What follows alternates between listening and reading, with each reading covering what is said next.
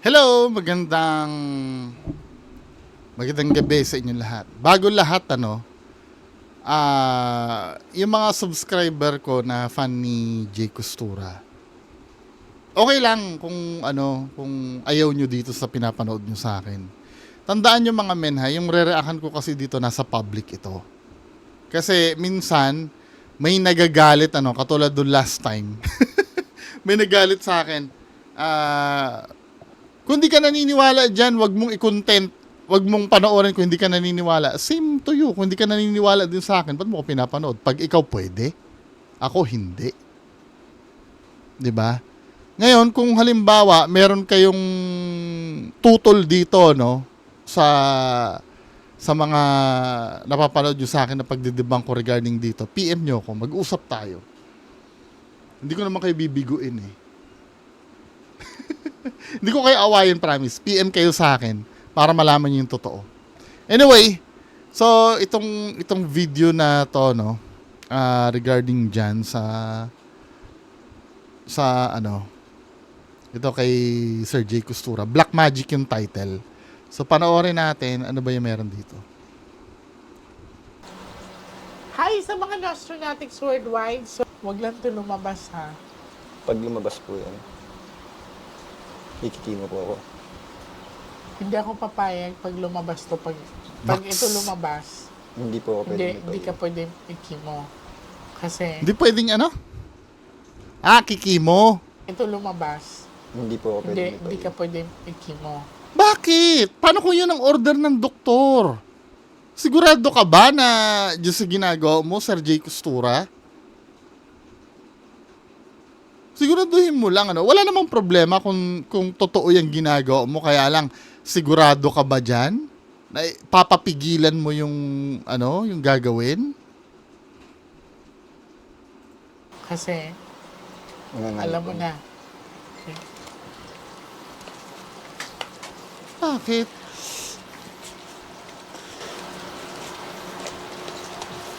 pero mas maputla siya nung nakaraan. Compared ngayon. Simula nung Saka medyo umupa po yung pamamanas. nag-cleansing ka, di ba? Tuloy-tuloy natin yan, kuya. Bakit pag mga ganito, pa-doktor pa rin kayo. Ngayon, pag kukontrahin ni Sir Jay Costura yung yung papagawa ng doktor, mamili kayo ng paniniwalaan nyo, ito ba o yung doktor. 'Di ba? Pero nasa sa inyo pa rin yan, bahala kayo. Pero isipin nyo kung sino yung logical na paniwalaan. I know, naiintindihan ko kasi mahal talaga magpa-doktor. Pero isipin nyo din.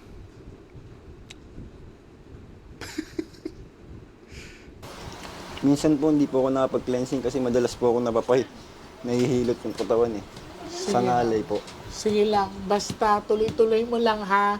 Hindi kita Parang 2 beses lang po yata ako nakapag-cleansing. 2 Oh, oras. kasi isang buwan mong gagawin yon. Okay? Huwag ka mag-alala, hindi kita bibitawan hanggang kaya ko, kuya, ha? Sana ganun din ikaw. Kailangan Hanggang kaya positive niya. tayo. Paano pag hindi mo na kaya? Okay? Excuse po. Well, eto, baka may magagalit sa akin na kinukomentan ko to. Huwag nila ilagay sa public yung video, hindi ko komentan. Gusto ko magpasalamat sa pamilya ni kuya sa pagtitiwala nila sa akin and sa pagpapatuloy nila sa bahay nila ngayon.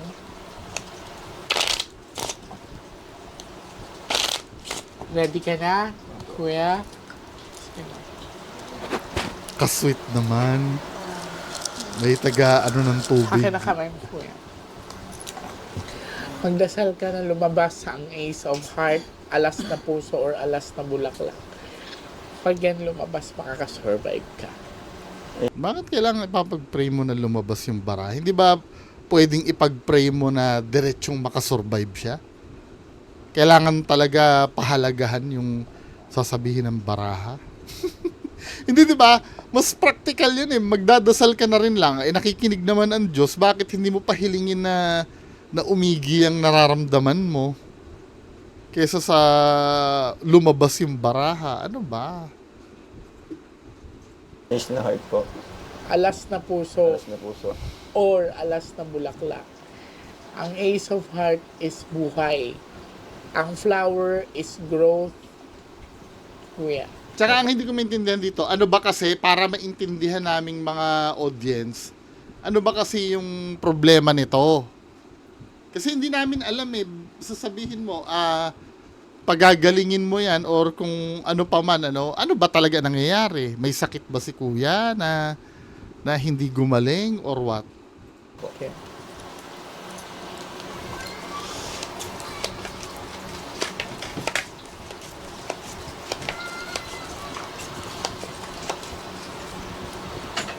Pick one card. Thank you. So, ikaw to, sana pula.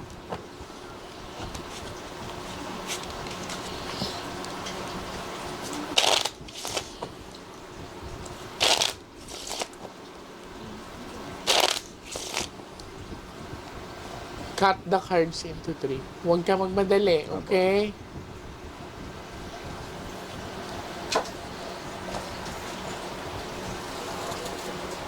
Kuha ka ngayon ng 7 cards of total, lagay mo dito. Ba't may mga cut?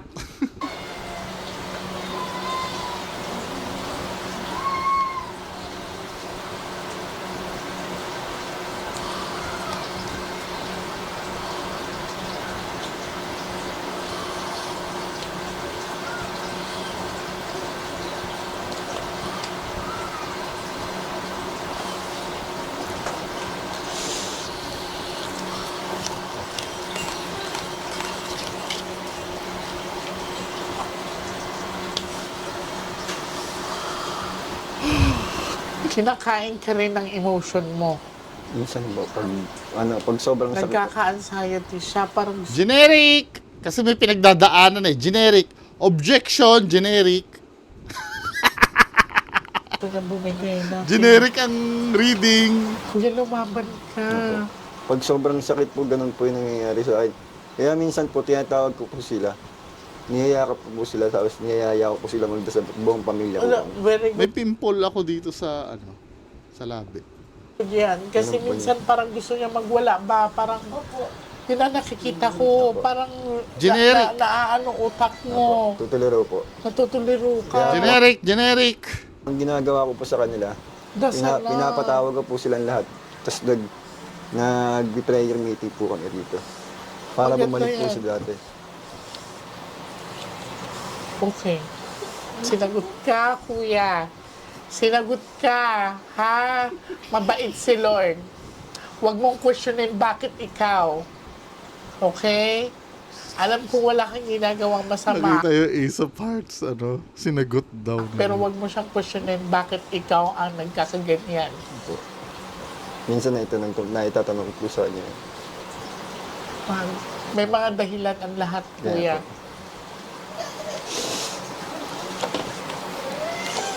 Pinagsilosan siya. May naging karelasyon ka ba dati?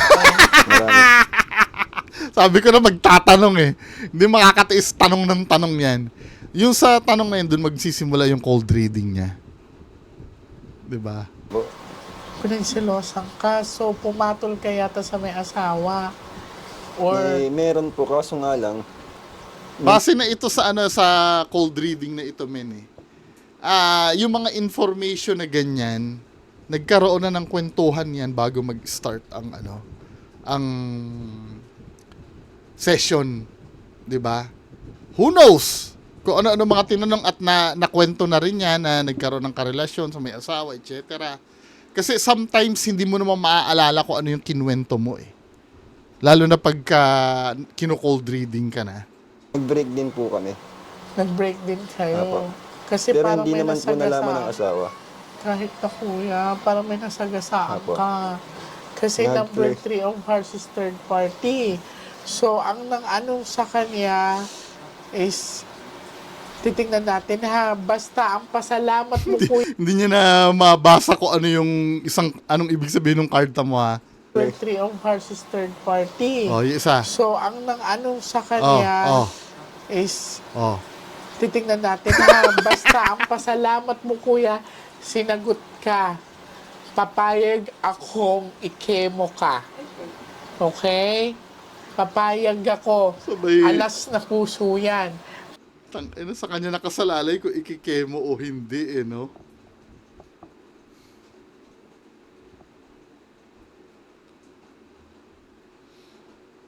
Papayag na daw siya. Talaga naman kailangan pumayag ka doon. Pero ang Diba? pinagtaka ko lang, noong simula nung nagpagamot siya, nagpa-opera siya, mas lalong lumala. Kadalasan ganyan na sinasabi. Huwag mo naman taniman ng ganyan ang mga, yung mga nagpapagamot. Yan ang maling ini-instill sa utak ng mga tao. Kahit nga yung tatay ko ganyan din eh. Para akong nanghina nung nagpa-doktor ako. Nung uminom ako, parang lalo ako nanghina. Huwag yung bigyan ng isipin na ganun yung mga tao. Sasaluhin mo ba yan pagka hindi nagpa-opera yan? Ikaw naman, Sir J. Costura. Kahit saan naman tayo makapunta dito. Nag-umpisa lang yan sa ngalay, yung parang pulikat sa nararamdaman ko sa'yo. Parang naninigas yung part. Nararamdaman na ikwento sa'yo kanina. Or nung last time na nagkita kayo, nararamdaman mo. Dito. Nag-umpisa lang yan nung kinuwento sa'yo.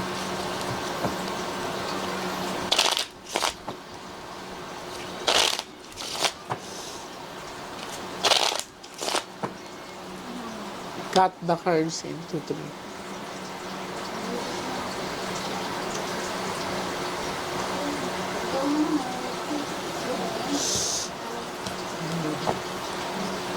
Ito yung nakaka-bad trip minsan, may pinagdadaanan na nga yung tao.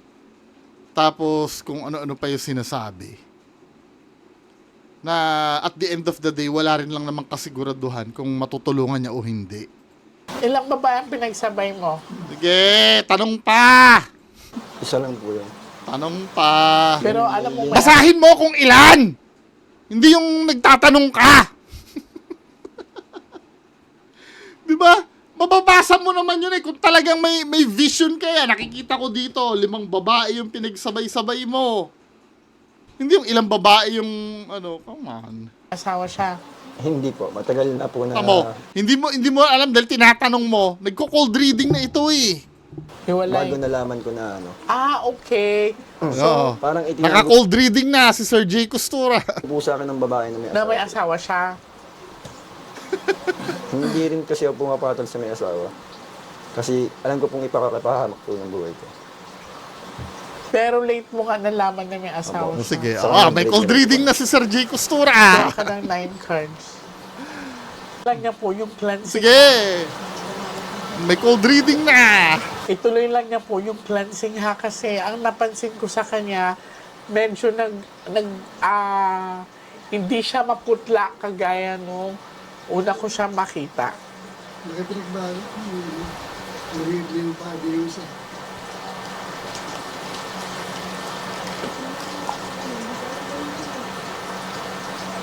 Sige pa, 6 pa to, dapat 9.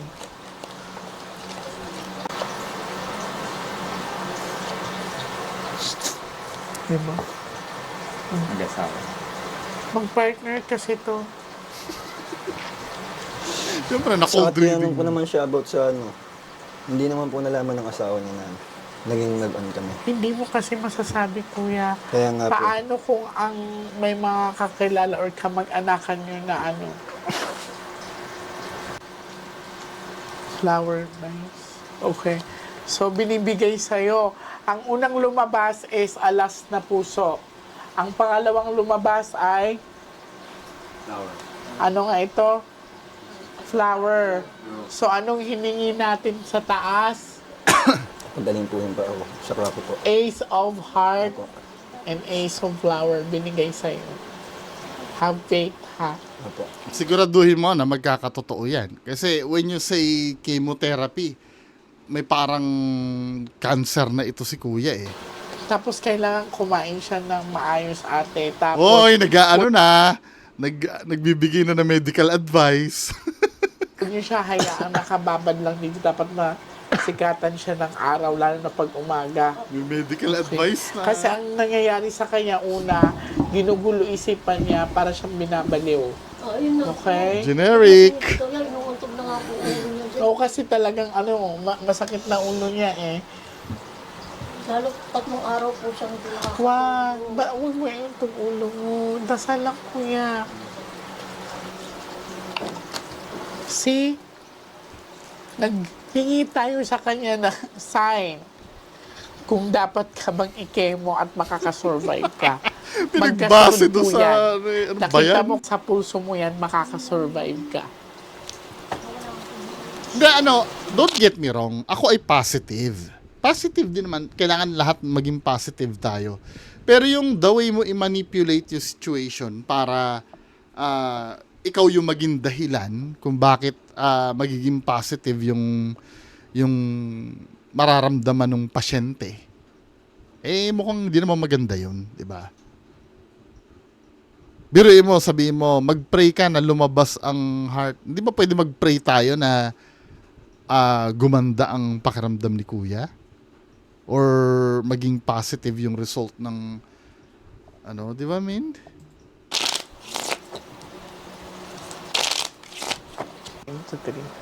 Nung sinabing ganun, papayag na ako magpa-chemotherapy ka, sabi ng mga kamag-anak, ay, salamat. Diyos ko. Tapos pahingi akong baso na may tubig. React siya ng ganun. Kaya huwag kayong magpanik pag medyo nag-react siya ng ganun. Baka iniisip nyo sinasaniban siya. Hindi It so happen lang na ginugulo. Isipan niya, pinaparamdam yung sakit sa kanya. Hindi, akin na yung hindi.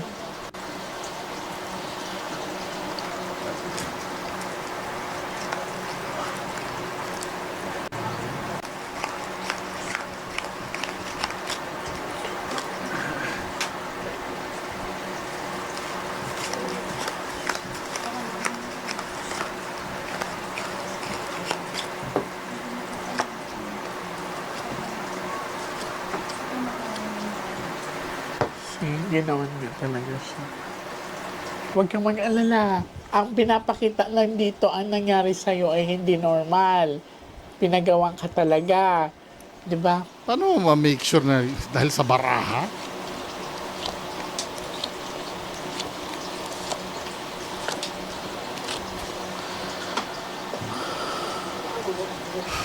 Regaluhan kita ng 13 cards, ha? Kuya, kung ito una lumabas kanina, delikado ka. Pinapakita lang sa'yo ngayon kung anong nangyayari sa'yo. This is the bad luck card. Ba't may cat? Eksakto pagkalabas nito, nagloko yung camera namin, ha? May meaning yun. May meaning. So, ayaw May meaning, may meaning, may meaning. 23.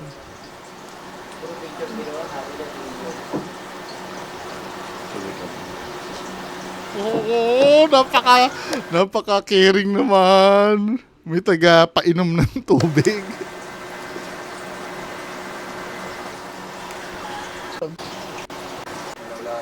Kuya, makakasurvive. Kuya, makakasurvive ka, ha?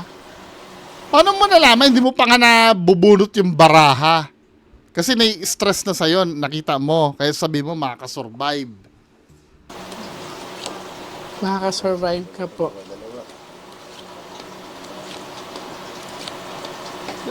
Dalawa. See?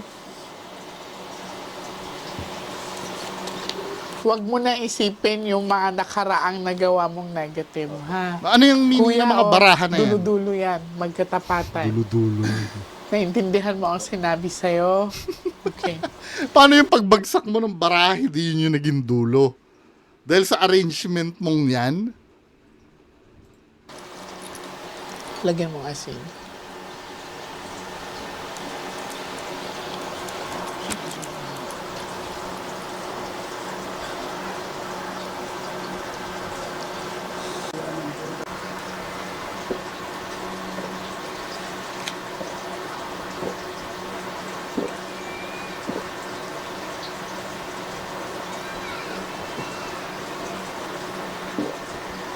Ubus na yun. Okay, in Jesus' name. Yun na yun. Wala man lang conclusion, ano ba yung mangyayari? Hindi, mga men, no? Sa akin, sa tingin nyo ba nakakatulong yung, yung ginagawa ni Sir J. Costura na yun? Base sa baraha, susundin yung kung magpapakimotherapy o hindi. For me, that's bullshit. Di ba parang nalalaman mo kung ano yung ikakaganda ng pasyente. Saan ka nagbase? Sa test ba? Sa laboratory exam? Or sa paglapag ng baraha? Diyos ko naman, ano ba naman itong nangyayari sa Pilipinas? Naiintindihan ko, no, na may paniniwala na ganyan. Pero sana sabay. At kung dumating yung point na may pagpipilian kayo sa doktor o sa kanya maniwala, piliin niyo yung malapit sa katotohanan. Pero at the end of the day, kayo pa rin ang magde-decide niyan. Kahit ba naman sabihin ko na huwag kayong maniwala dyan, kung talagang maniniwala kayo dyan, edi ganun lang. Sinasabi ko lang sa inyo na gamitin nyo rin minsan yung kokote nyo. Ha? Kasi nakita ko puro pa-safe yung sinasabi. Ayon sa baraha. Tapos puro cold reading pa. Na may solution bang na offer? Wala. Pinainom ng tubig na may asin. Pero at the same time, ipapatuloy yung chemotherapy, 'di ba? Eh di sana pinainom niya na lang ng tubig kasi kung kailangan din naman pala ng chemotherapy 'yon, kung kailangan din lang naman pala nun, ano yung pagpapainom ng tubig? Anong significance nun? Anyway, bahala kayo dyan, Hindi ko sinasabing, sa akin kayo wag maniwala. Maniwala kayo dyan para walang away. Magandang gabi sa inyo lahat. Bye-bye.